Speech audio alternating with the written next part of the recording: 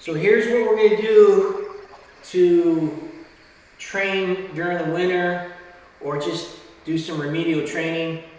So the first thing we have to do is we've got to educate our hands, educate our body. And there's been several trainings. There's the Best Full Swing series, and then there's the Educated Hands series. There's the Power Package series. So when we talk about some drills you can do, learning how to cock your left wrist. So when I cock my left wrist, I'm not moving anything other than cocking my left wrist. And when I bend my right wrist, I'm not moving anything other than bending my right wrist. So you want to be careful you don't go too fast. Do everything slow. Cock the left wrist, bend the right. Now this club is 45 degrees and it's parallel to the ground. So now when I start my shoulder turn, slow motion, 1 inch, 2 inch, my hips are not moving, I'm just rotating my shoulder turn. Now they're going to want to start to move my hips. So this is a perfect startup for all swings, and it's a perfect backstroke for the finesse wedge, and we'll talk about how to release that club head. So cock the left wrist, bend the right, turn the shoulders a couple inches. Then we want to continue the backstroke, the backswing. We're going to have a full shoulder rotation, and then the right arm is going to do something, and the left arm is going to do something. So after we get the shoulders started to about here, 45 degrees, we've got to elevate the lead arm. So the lead arm is typically going to raise about 1 to 2 feet, and it's going to come over to about my right shoulder or my right ear. So it's going to come up and over. That's it. And so that's all the left arm does. It does not come over here. It simply comes straight up and maybe over a foot to 18 inches. Now this pressure here on the lead arm is pressure point number 4, and it's connected to power accumulated number 4. So this arm, as I drive my hips down and rotate my shoulders and fling this arm off my chest, that's the release of power accumulator number 4. So pressure point number 4 is here, and the power accumulation is the angle between the shoulders and this arm, the smaller the angle, and then as I release this angle, that's the release of power accumulator number 4. So the left arm, all it does is elevates and comes over 12 inches, 18 inches this way. And so it makes sense just to practice this move here and just take your fake grip in front and elevate your left arm 2 feet. That's it. So this is, in this golf posture, it's only getting below my shoulders. That's all it's doing right there. So when I put it all together, so the left arm elevates. So if we go back to Best Full Swing Part 1, if I cock the left wrist and I turn my shoulders a couple inches, this gets kind of heavy, so we can help elevate the arm.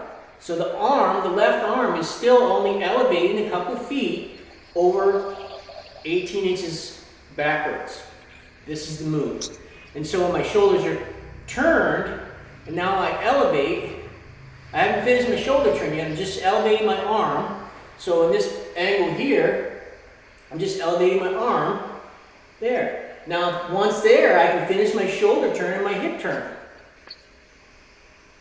And my arm's not going to be out that far, I'm helping it up. So the right arm, all it's going to do, this is 90 degrees. We never want to get to 90 degrees. So all the right arm is going to do is going to slightly bend throughout the backstroke, depending on how big of a swing you have. So it's going to bend and then externally rotate. Here in a full swing, it's bent. It's not at 90, it's less than 90.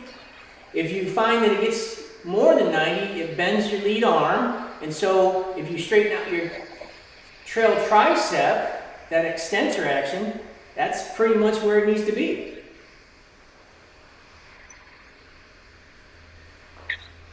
So the right arm, if I externally rotate the forearm, that brings the elbow in. I can tuck the elbow next to my rib cage, and if I just turn my shoulders. So all I'm doing is I'm going to turn my shoulders 90 degrees.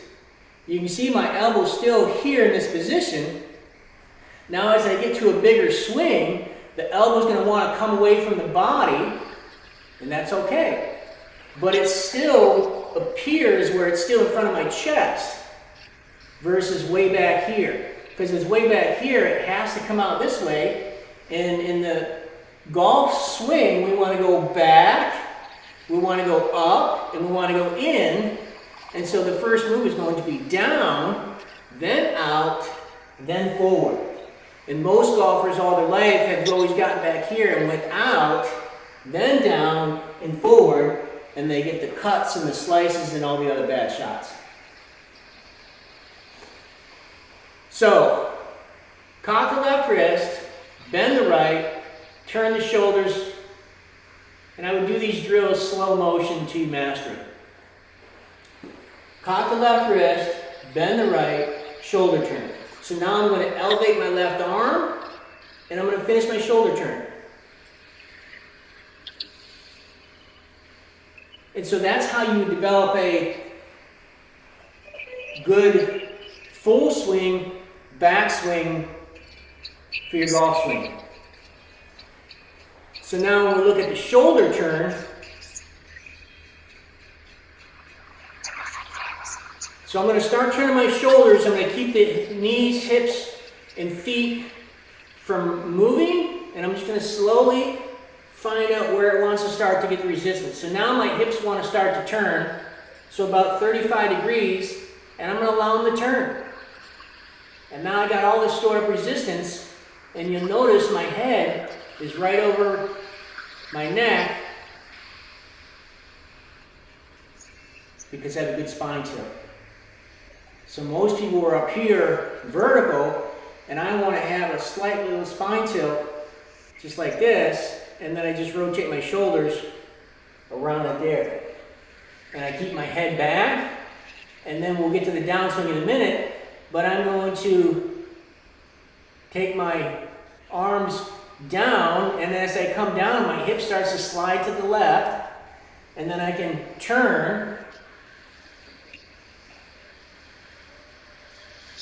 and keep my head back, and then I come up this way, and I want to have my chest up, posture of greatness, eyes towards the target, and then have a full shoulder finish and a full hip finish. It means here's my hips at the target, here's my hips 35 degrees past the target, and my shoulders probably went another 90 degrees past the target.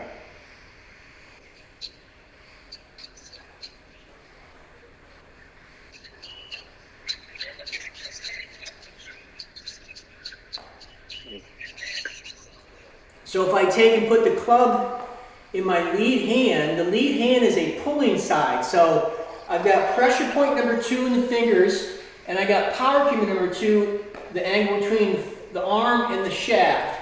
That's an accumulation of power, and if I take my thumb and push down the shaft, that's a release that power.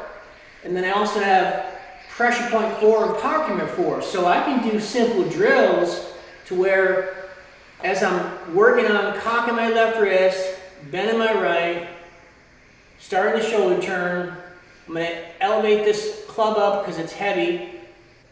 There's my practice swing back. Now I can pull down, and just throw the club and allow that momentum to carry me all the way around.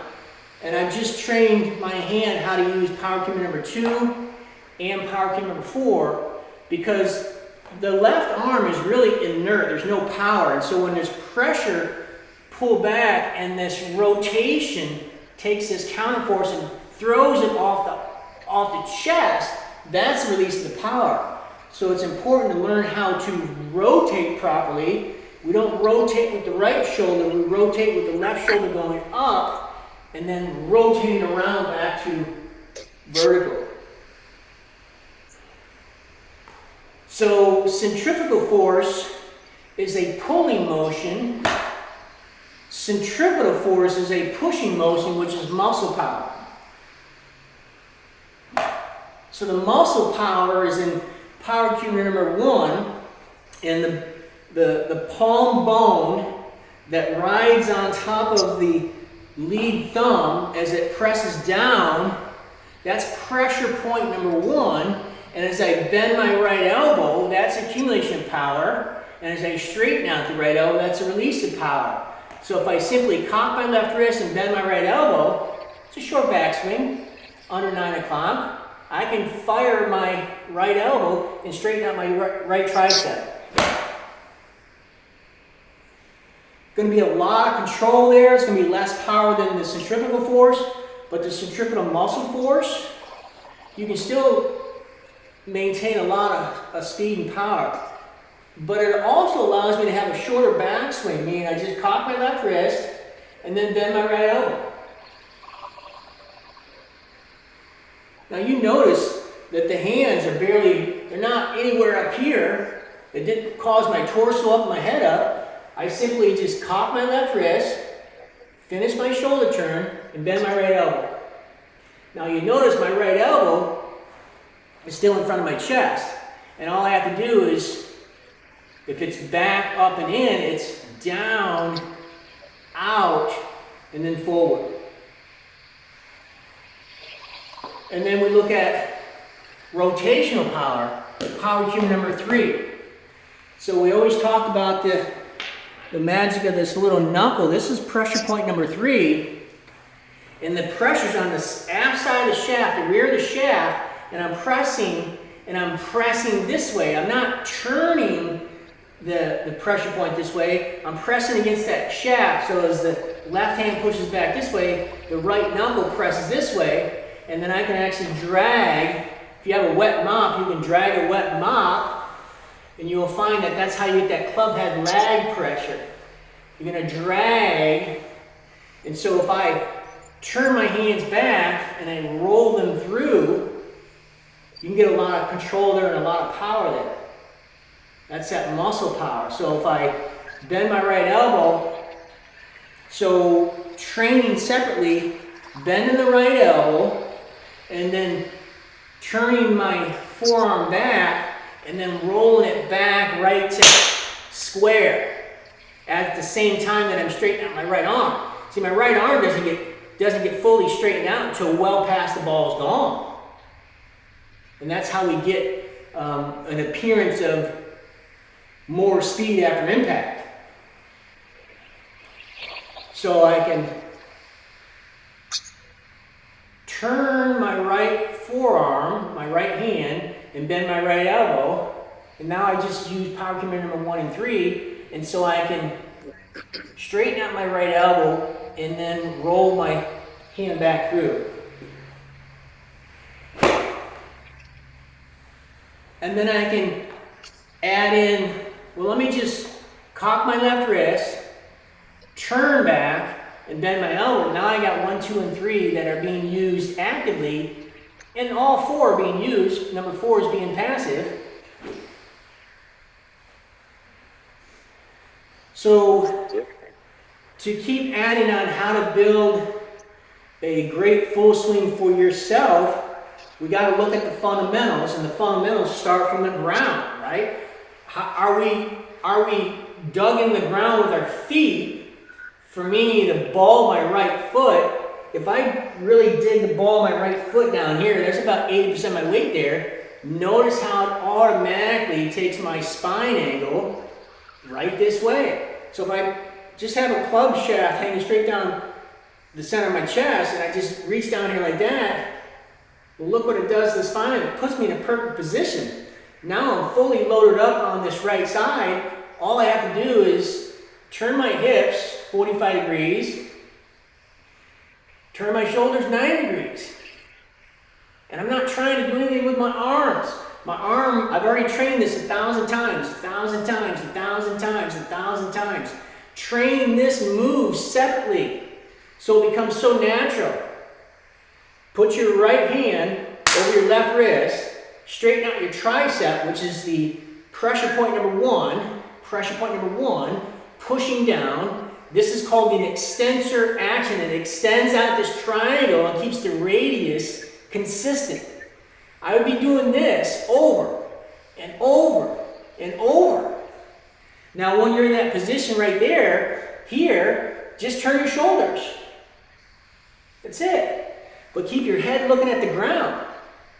So if you got to be careful that when you turn this way, you're not reaching. It's still a shoulder turn. So can you turn your shoulders automatically like this, and then just put your hand up here.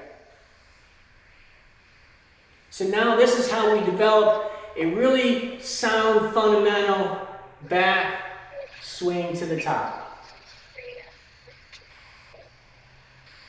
Then we got to work on down.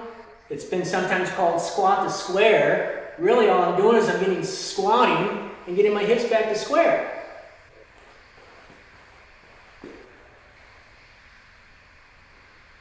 Now my shoulders are still closed. My hips are square.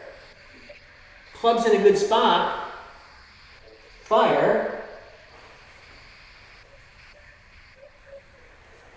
So those are the things that I would do as far as the backstroke and working on developing a good backstroke. So the purpose of this lower body finesse wedge training was for you to find out how these 6 joints move and how they move in your golf swing and what feels good for you, and maybe even add in some combinations. So if I want to start my downstroke when my hips are in the back swing at 45 degrees, why don't I just pull up my left hip? Okay. What happens if I pull up my left hip and fire up my right knee? Ooh, I got a lot more speed. What happens if I take my left hip, my left knee, and my right knee and go at the same time? That feels like a really good combination. Let me try and train that in my downswing. So really, when I look in the camera like this, it's really easy for me to take both my knees and just drive. And what I mean by drive, I mean turn my knees back towards the target. Because everything is a rotation. We're turning or rotating back, and we're turning or rotating through. In the golf swing, at address, my hips start here, but at finish, my hips will be way over here. So in essence, we're taking a starting position and a backswing position here, and we're going to get it all the way over here at finish. So this is where I finished, but this is where I started. This is where I finished, and this is where I started. So this is the concept you have to get in your head, is we want to take the exact backswing, and once we start down, is get our center of mass over here and post up on our lead leg. So we want to make sure that we know how to move this hip, the joints, the groin, and the glute, and the knee, and the foot, and what it actually does in the swing. So you train from the pivot, which is zone 1 in the training, feet, knees, and hips. Then we train zone 2, which is the chest and the arms, the power package, and zone 3, which is the hands, educated hands. They can cock and uncock, they can bend and they can arch, they can turn and roll. And so anytime you're stuck, just go back to zone 1, zone 2, or zone 3. It's like, what am I missing? And then get on my calendar. So if we look at cocking the left wrist, bend the right, we're going to go back, we're going to go up, and we're going to go in. So the back is the shoulder turn, the up is the left arm, and the in is the shoulder turn. Then it's going to be down. Now you notice the only thing that went down was my elbow 4 inches or so. Down, and then I can go down and slide. So it's down, it's out, and then it's forward. So I'm going to go back, up, and in, down,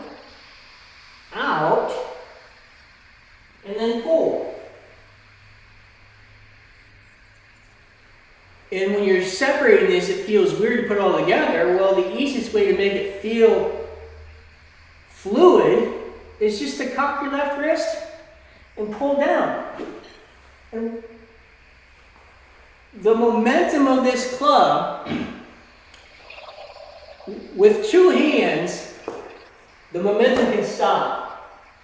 But with one arm, and you pull down and you swing, there's no way you can stop that momentum until you get to a full finish follow through, and that's a great way to train the hip rotation, shoulder rotation.